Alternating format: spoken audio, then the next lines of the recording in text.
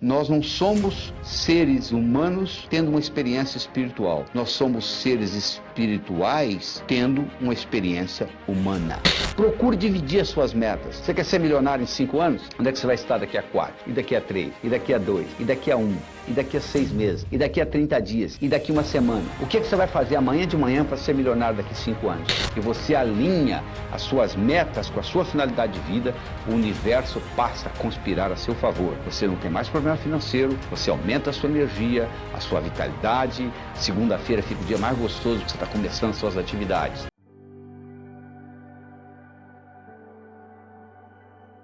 É muito difícil você explorar um território sem um mapa, não é verdade? Você imaginou você viajando pelo Brasil sem ter noção do que é norte, sul, leste, oeste? Imagine que você esteja a 40 minutos da sua casa e eu peço para você ir em casa buscar uma caneta que você esqueceu lá dentro da gaveta do criado. E eu lhe pergunto, quanto tempo você vai levar para ir lá na sua casa, voltar aqui, etc. Você diz, tem 40, 80, 1h20 mais ou menos eu faço isso. Eu falo, tá bom, então ao invés de você ir, peça essa pessoa para ir. E essa pessoa nunca foi na sua casa, não sabe onde você mora. Mas você dá um endereço direitinho, anota e entrega para a pessoa. Você acha que a pessoa vai à sua casa e volta no mesmo período de tempo? Provavelmente não. Por quê? Porque ela pode errar o bairro, ela pode errar a rua, ela pode errar a casa, ela pode errar o quarto, ela pode errar a gaveta, ela pode errar a caneta, porque você tem um mapa claro de como ir na sua casa e voltar, porque você vai lá todo dia. A pessoa que nunca foi, ela não tem esse mapa. É óbvio, não é? É a mesma coisa na vida. Se você tem um mapa daquilo que você quer na vida, você obtém. Se você não tem um mapa claro na sua cabeça, fica difícil, leva mais tempo. Então é que eu digo o seguinte, primeiro você tem que aprender a transformar os seus sonhos em metas e depois transformar suas metas em realidade. Como é que você transforma um sonho numa meta? Bom, primeiro você tem que sonhar, né? A maioria já parou de sonhar, já jogou a toalha. Acho que o brasileiro está precisando aprender a sonhar novamente. Então primeiro você tem que sonhar. Aí como é que você transforma um sonho numa meta? Muito simples, coloca uma data. Tudo aquilo que você colocou na categoria de algum dia, provavelmente não vai acontecer na sua vida. Sabe por quê? Porque algum dia não existe no calendário.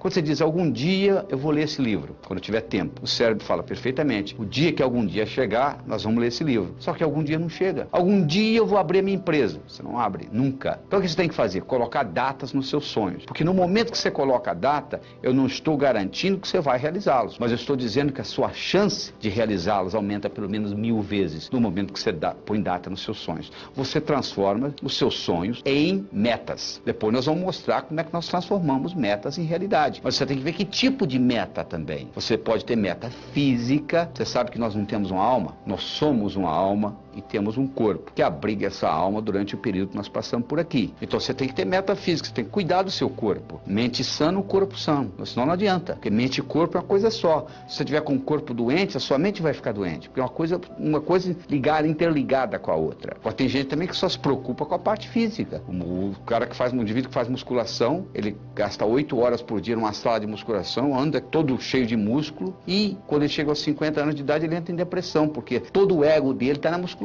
Você não pode ficar só no físico também. Do mesmo modo que você não pode ficar só no espiritual. Teilhard de Chardin, o jesuíta teólogo francês, tem uma frase linda. Ele diz o seguinte, nós não somos seres humanos tendo uma experiência espiritual. Nós somos seres espirituais tendo uma experiência humana. Significa viver num corpo. Significa pagar as contas do fim do mês. Você não pode, nesse nível aqui, viver só uma vida espiritual. Você pode ter a sua parte espiritual, claro que você tem. Mas você não pode só viver a espiritualidade. Se você quiser viver só a espiritualidade, não é nesse plano. Talvez depois da sua morte, depois da sua transcendência, depois da sua mudança de endereço cósmico, você vai fazer isso 24 horas por dia. Tem gente que só tem meta social. Qual é a próxima festa? Qual é a próxima festa? Qual é a próxima festa? Tem gente que só tem meta financeira. Infarto aos 40, não sabe por quê. Tem gente que só tem meta profissional. Só quer ser promovido. Se identifica totalmente com a profissão, mais nada. Se for mandado embora, suicida. Tem gente que só tem meta familiar. Existe uma síndrome nos Estados Unidos chamada síndrome do empty nest, a síndrome do ninho vazio. É a dona de casa, a mãe de família que se dedica totalmente aos filhos.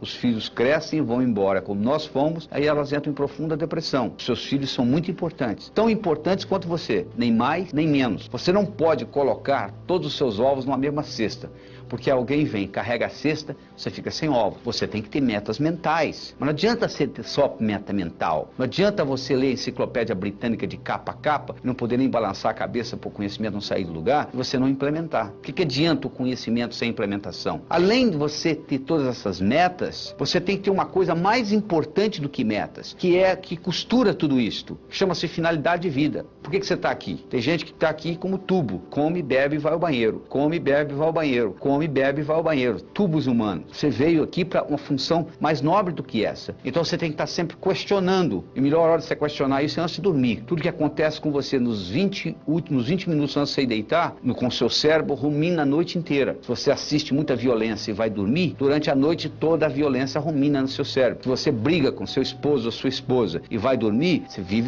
passa a noite brigado. Se você brigar, procure fazer as pazes antes de dormir, porque do contrário você vai brigar a noite inteira e vai deteriorar, vai atrapalhar o relacionamento. Então, se você fizer uma pergunta para você mesmo, durante 7 dias seguidos, qual é a minha finalidade de vida? E for dormir, durante o sono, o cérebro vai ficar ruminando essa pergunta. E talvez quando você estiver tomando café da manhã ou dirigindo para o trabalho, virá a resposta. No momento que você descobre a sua finalidade de vida e você alinha as suas metas com a sua finalidade de vida, o universo passa a conspirar a seu favor. Você não tem mais problema financeiro, você aumenta a sua energia, a sua vitalidade. Segunda-feira fica o dia mais gostoso que você está começando suas atividades. Então procure descobrir qual é a sua finalidade de vida. E você então aí vive a sua vida com essas prioridades, porque você pode dividir tudo que você tem para fazer em 2 categorias: urgente e importante. Você pode fazer uma coisa que seja urgente e importante e não importante. Importante e urgente, importante não urgente. O ideal é você estar trabalhando em coisas importantes e não urgentes, que aí você pode trabalhar com calma, pensar que você está correndo uma maratona e não uma corrida de 100 metros e obter o que você quer na vida. Você está dizendo, mas se eu for obter o que eu quero, e o outro, como é que fica? Ele não vai obter o que quer? Vai sim. O universo é um lugar abundante, feito para todo mundo ganhar. Aquela teoria que o Malthus tinha, Thomas Malthus,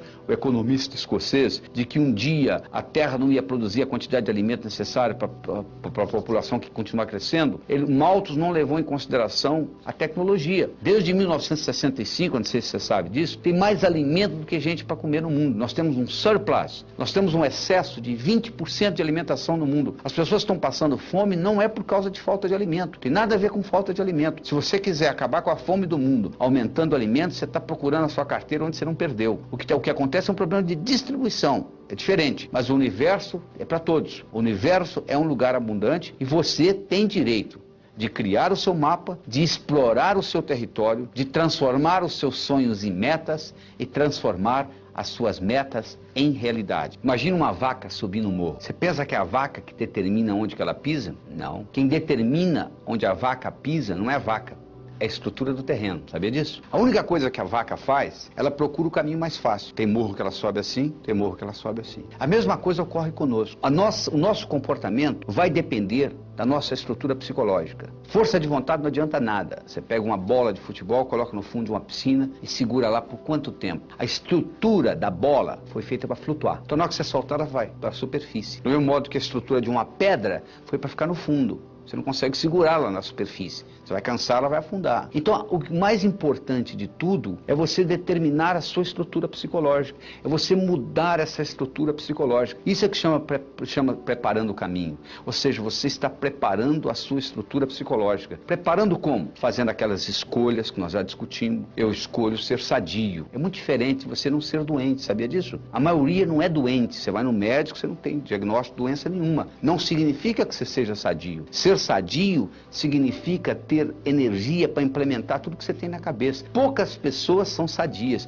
A maioria não é doente. É muito diferente ser sadio e não ser doente. Eu escolho ser a força criadora na minha vida. Eu escolho ser sincero para comigo mesmo. Significa quando eu digo sim é sim, quando eu digo não é não. Todas as sim e gostaria de dizer não, um pedacinho de você morre. Isso, quando você faz essa estrutura, você está se estruturando para longo prazo, para fazer um processo de longa duração. Aí sim se mantém, porque se você fizer só com a força de vontade, é aquilo que ocorre no 31 de dezembro. Uma semana depois, não tem mais nada. Agora, se você mexe na sua estrutura psicológica e implementa isso, isso fica uma coisa constante. E um modo de você fazê-lo é você ter os seus sonhos, você ter as suas metas e você manter os seus olhos nas metas. Sabe qual a diferença entre etapa e obstáculo? Se você está no ponto A e quer ir para o ponto B, existe um espaço para percorrer entre o ponto A e o ponto B. Então, se você tirar os olhos da sua meta, o que você encontra entre o ponto A e o ponto B,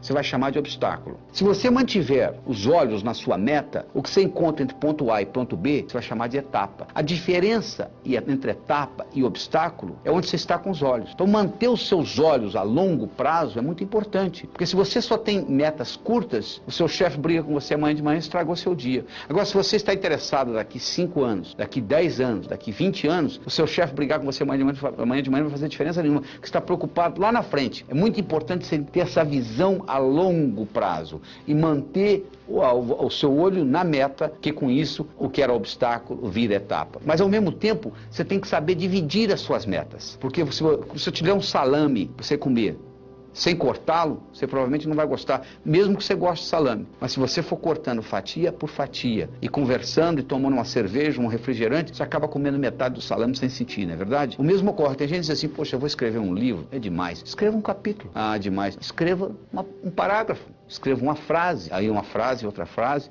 Vamos fazer o parágrafo, vai fazer a página, vai fazer o capítulo, vai fazer o livro. Procure dividir as suas metas. Você quer ser milionário em 5 anos? Onde é que você vai estar daqui a 4? E daqui a 3? E daqui a 2? E daqui a 1? E daqui a 6 meses? E daqui a 30 dias? E daqui a uma semana? O que você vai fazer amanhã de manhã para ser milionário daqui a 5 anos? Não é só esperar o tempo passar, não. O bonito é que quando você divide isto, o que você tem que fazer amanhã de manhã, diferente do que você teria que fazer se não tivesse essa meta, não vai ser quase nada. Porque a meta vai sendo diluída. Então, um dos grandes segredos que existe em pessoas atingirem as metas é você ser capaz de quebrar a sua meta em pequenos espaços, em pequenas fatias. E você vai executando uma após outra e o cérebro vai sendo treinado com isto e sucesso atrai sucesso. Você sabe que semelhante atrai semelhante. Se você abrir a torneira da cozinha, da sua pia, na cozinha sai água, para onde que vai a água? Para o esgoto. E o esgoto vai para o rio. E o rio vai para o mar. A água vai para a água, não é verdade? Para onde que vai o ódio? Para quem tem ódio. E amor? Para quem tem amor. E dinheiro? Vai para o pobre? Não, para quem tem dinheiro. E sucesso? Vai para onde? Para quem tem sucesso. Então esses pequenos sucessos vão atraindo mais sucesso na sua vida. Semelhante atrai semelhante. Então à medida que você vai fazendo isso, você vai preparando essa caminhada. Mas tudo começa com essa estrutura psicológica. Quem determina onde a vaca pisa não é a vaca, é a estrutura do terreno. A única coisa que a vaca faz é procurar o caminho mais fácil. Nós também vivemos a nossa vida procurando o caminho mais fácil. O caminho mais fácil depende da nossa estrutura psicológica. E a nossa estrutura psicológica é codificada linguisticamente. Lembra-se que eu já falei que nós somos animais linguísticos. Então ela é codificada linguisticamente. Então o melhor jeito de você se preparar para mudanças é você recodificar essa sua estrutura psicológica e fazer natural aquilo. Se você tem uma estrutura psicológica de levantar às 5 da manhã, se eu pedir para você ficar na cama até o meio-dia, é um martírio. Não é verdade?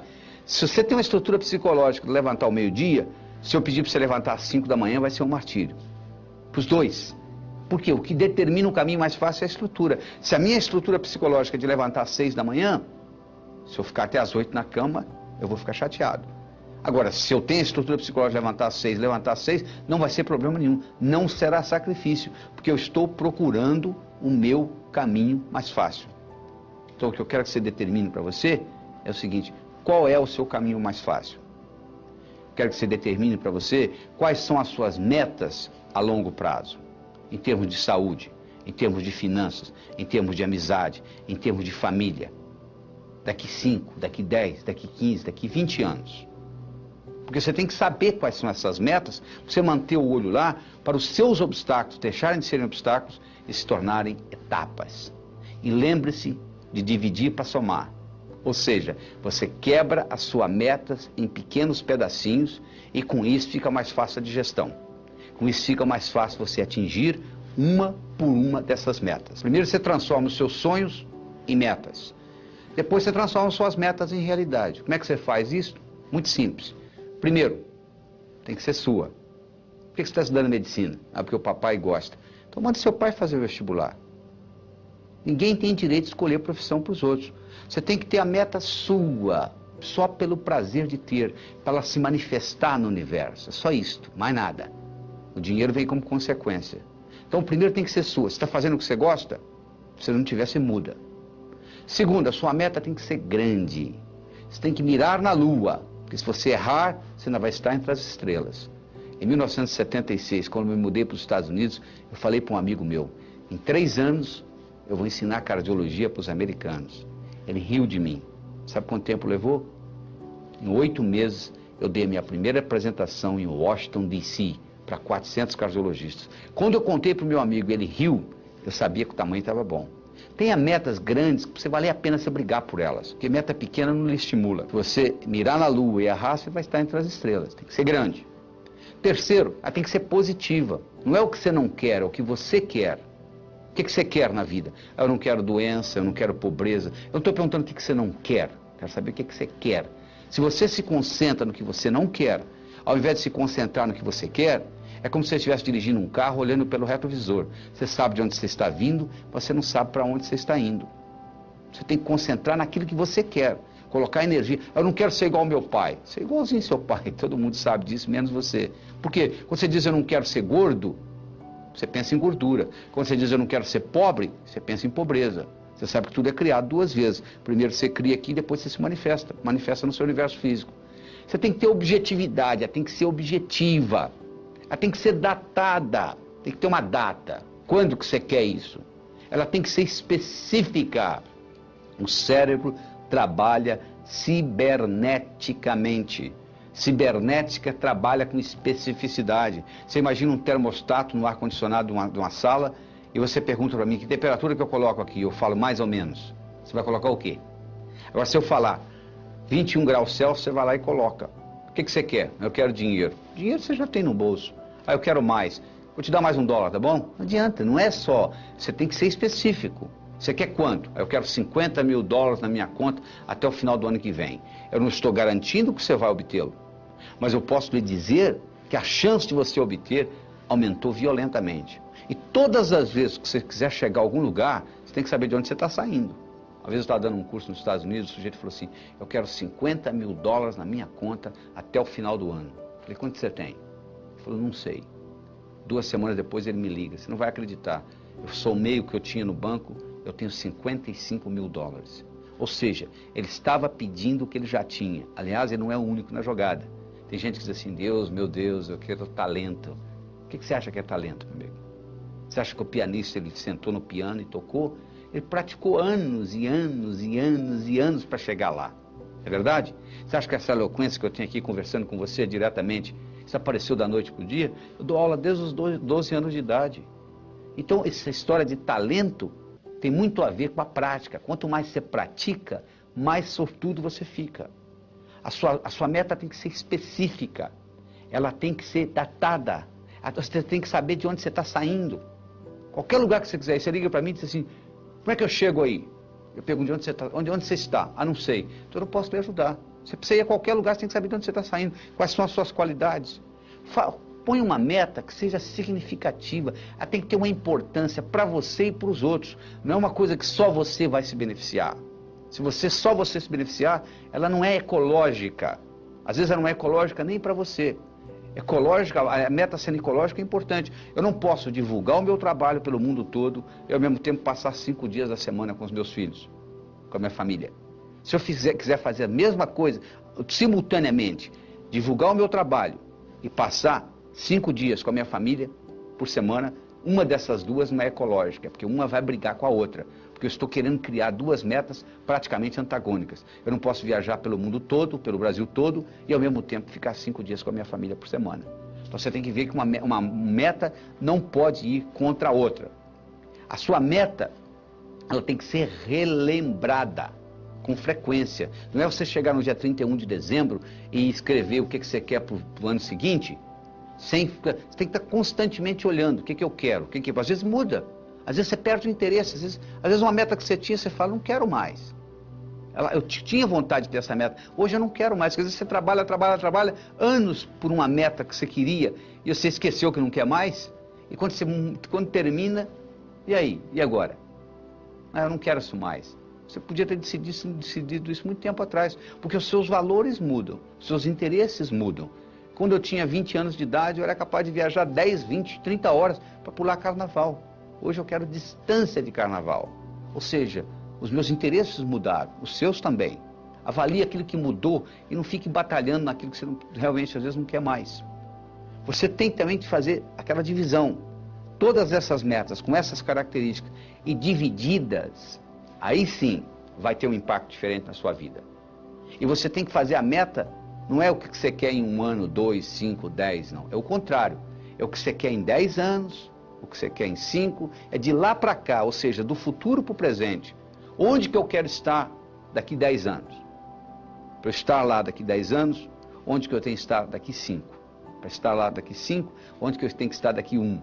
Para estar lá daqui 1, onde que eu tenho que estar e assim por diante. Aí você descobre o que você vai ter que fazer amanhã de manhã, mas olhando lá na frente, nos 10 anos. Parece uma coisa simples, mas faz uma diferença enorme. Você primeiro olhar lá nos 10 anos e trazer de lá para cá, do que daqui para lá. No momento que você começa a trabalhar com tudo isto, e eu criei um mnemônico chamado Pode-se Crer, que ajuda você a relembrar todos esses tópicos que nós acabamos de discutir. Quando você começa a trabalhar com isto, e na hora que você escreve a sua meta, você leva em consideração todos esses pontos, o que vai acontecer é que as suas metas vão se manifestar numa velocidade enorme. Você quer um carro? Tá bom. Que marca? Que cor? Como que é o painel? Como que é o estufamento? E etc. No momento que você começa com mais detalhes, no processo cibernético, isso se manifesta de uma forma diferente. Certo? Se você não gosta de você, o mundo não vai gostar de você. O seu desempenho, tanto pessoal quanto profissional, nunca será maior do que a sua autoimagem. Até a idade de 8 anos, você recebeu aproximadamente 100 mil nãos. Não faça isso, não faça aquilo, não faça aquilo. Crianças com 4 anos de idade, microgravadores colocados na orelha para escutar, gravar o que elas escutam em 24 horas, para cada elogio, elas receberam 9 repreensões. Então o que acontece? A sua autoestima, que nasceu direitinho, ela começa a ser lesada. Você tem que continuar vivendo. Então, como mecanismo de compensação, você faz compensações e que leva a deformações. Adolf Adler, discípulo de Sigmund Freud, o Dr. Adler dizia, toda compensação traz uma certa deformação. Conclusão, você passa a ter 2 personalidades.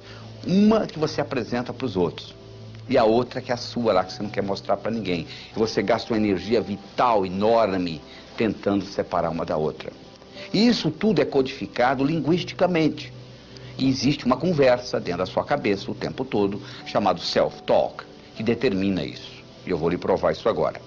Imagine a seguinte situação. Imagine que eu colocasse aí onde você está assistindo esse vídeo, uma tábua de 40 centímetros de largura e 10 metros de comprimento. Eu colocasse no chão. E solicitasse que você andasse nessa tábua, de um lado para o outro. Você conseguiria? Provavelmente sim, não tem problema nenhum andar de um lado para o outro. Agora eu pegaria essa tábua e colocaria essa tábua entre os 2 prédios Twin Towers do World Trade Center em Nova York, os 2 prédios mais altos de Nova York, 400 metros acima do solo, 108 andares. E agora eu solicitaria que você atravessasse essa tábua de um lado para o outro. Você faria? Provavelmente não. Mas fisicamente você consegue fazer. Você não fez lá, não andaria no chão? O que acontece? Imediatamente vai aparecer no seu cérebro o chamado self-talk. Olha, você vai escorregar, ó, você vai cair, ó, vai ventar. Não é verdade? Você nunca deixou de fazer nada na vida porque o seu peito doeu, ou porque o seu braço doeu, ou porque a sua perna doeu. Você deixou de fazer alguma coisa na vida porque alguma coisa aconteceu aqui dentro do seu cérebro. Não é verdade? Pois é, isso tem muito a ver com a codificação que você tem da sua autoestima. Porque essa autoestima foi gerada através do seu crescimento, do seu desenvolvimento. Nos primeiros 7 anos de vida, você não tinha capacidade cognitiva. O seu cérebro funcionava como se fosse uma esponja. Você estava consciente, mas você não estava consciente que você estava consciente. Essa é a verdade. Então a religião que você tem, os preconceitos, as suas crenças com relação a dinheiro, a Deus, a amor, a saúde, a velhice, tudo isso foi codificado nos primeiros 7 anos de vida. Dos 7 aos 14, você entrou na fase de modelação. Você começou a modelar os outros. Você começou a copiar o comportamento das pessoas. Se a sua mãe dizia, não minta, mas você ouvia ela mentindo para o vizinho, você chegava à seguinte conclusão, mentir é válido. Ou seja, você incorporava o comportamento e não o que as pessoas estavam dizendo. E você começou a fazer julgamentos. Por volta dos 14 anos, você entrou na terceira fase, que é a chamada fase de socialização. Você começou a se socializar com os outros. E teoricamente, somente teoricamente, você completou isso por volta dos 21 anos. Eu digo teoricamente que eu encontro pessoas com 50 anos de idade que ainda não saíram de casa, emocionalmente. O pai já morreu, a mãe mora a 2.000 quilômetros de distância, mas a pessoa ainda não saiu de casa emocionalmente. Então nós temos que voltar lá e reestruturar essa criança, que nunca tem mais do que 7 anos de idade. E como que isso foi estruturado neurofisiologicamente? Do seguinte modo: na base do seu cérebro, você tem uma estrutura chamada substância reticular ativadora ascendente, que é abastecida pelo saldo exergônico do bioquímico celular. Estou falando difícil. O que é isto? Significa que se eu levanto a mão, eu libero mais energia do que é necessária para levantar a mão. Parte dessa energia vai pelo sistema nervoso e ativa essa substância que ativa o cérebro. Então o seu cérebro se mantém acordado graças à substância reticular ativadora ascendente.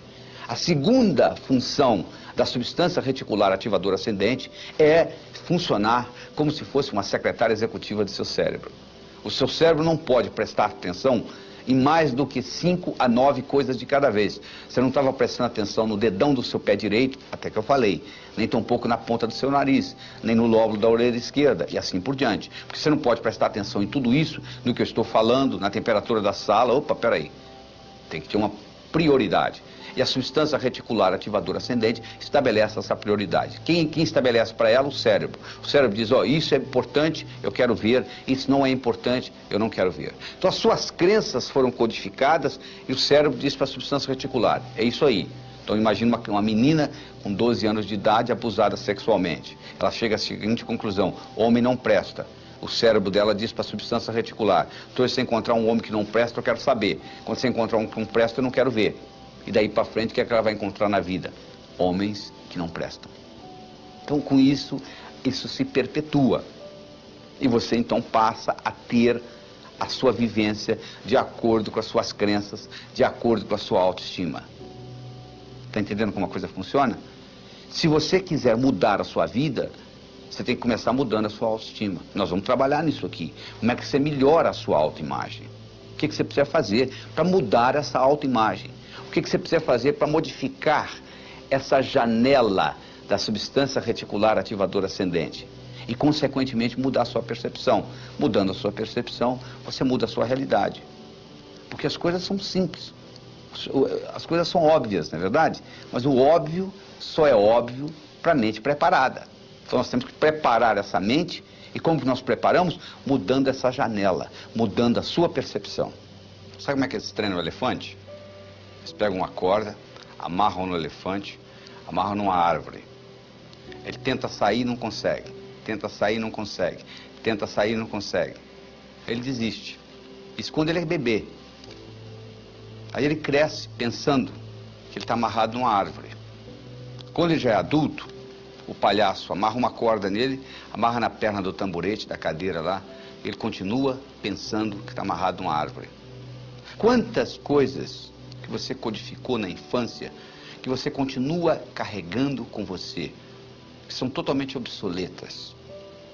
Nós somos animais linguísticos. Linguagem nos diferencia dos outros seres e nos faz humanos. Nós temos 2 tipos de linguagem. Nós temos uma linguagem que gera ação e uma linguagem que não gera ação. Se eu disser para você, a temperatura dessa sala está quente, mudou alguma coisa no universo? Absolutamente nada. A temperatura continua a mesma, não é verdade? Isso é uma linguagem que não gera ação. Agora, se você estivesse aqui, e eu dissesse para você, segura essa caneta, por favor, e você segurasse, a caneta teria passado da minha mão para a sua. O que aconteceu? Aconteceu uma ação. Essa linguagem, solicitação, gerou uma ação. Você quer ver uma outra linguagem que gera ação? Declaração. Se você vai perante um juiz, homem e mulher, e o juiz diz, eu declaro vocês marido e mulher, e 5 segundos depois que ele acabou de dizer isso, você levanta a mão e diz assim, sou juiz, eu não quero me casar mais. Sabe o que ele vai dizer para você? Agora é muito tarde. Você agora tem que se divorciar. Porque eu já declarei, eu já criei uma realidade jurídica na sua vida, através de uma declaração. Então vamos analisar isso mais cuidadosamente. Imagine se ao invés do juiz, você fosse no seu vizinho que é bancário, e pedisse a ele para lhe casar. Você acha que ficaria válido? Claro que não. Ele não tem autonomia, ele não tem autoridade para declarar marido e mulher. Não é verdade? Então, para você ter uma declaração, você tem que ter autoridade. Segundo, tem que acontecer no aqui e agora. O juiz não diz, eu declaro que vocês serão marido e mulher. O juiz diz, eu declaro que vocês são. E terceiro, tem que ser positivo.